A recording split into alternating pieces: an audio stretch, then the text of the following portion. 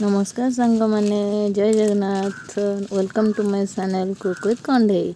आज आम बनवा गोटे नुआ रेसिपीटा एटा को देखुं आर ना है मंजा। आम मंजाटा कौटू आणती ना कदली गछ को काटिले आम मंजाटा पाती। आमर कदली गछ कटा होता तो से मंजा बाहर करूँ मुझे मंजा को नहीं आसिली।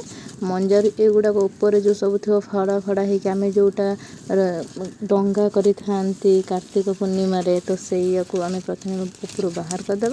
बाहर करदेला भितर जोटा बाहर सेटा को आम काटा तो आम से गोल गोल करके काटिदेवा से जो सूता भली बाहर यहाँ ताकू न बाहर कले सूता भली लगे खाइबा को भल लगे। तो मुझे सब काटिकी रखिदे कुच कुच कर काटिदेले हल्दी पानी रे टिके पकईदेवा ना कला हो। तो मसला मु जीरा सोरिष रसुण नहीं जाइए शिଳରେ बाटी देती। शिଳରେ बाटिले टिके टेस्ट भल होता है मो बापा को पसंद शिଳରେ बटा जिनस।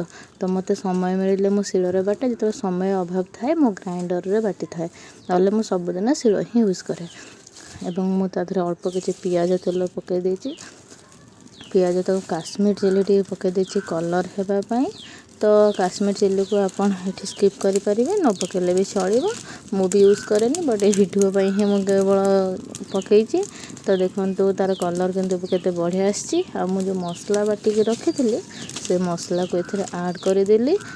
अल्प समय कषिली तेल छाड़ा पर्यंत तो मसला को भल भाव कषि सारा मुझे काटिकी रखी मंजा और आलू से मु आलू अल्प पकई कारण मंजाटा टे बेस पकड़े आलू बेस भल लगे।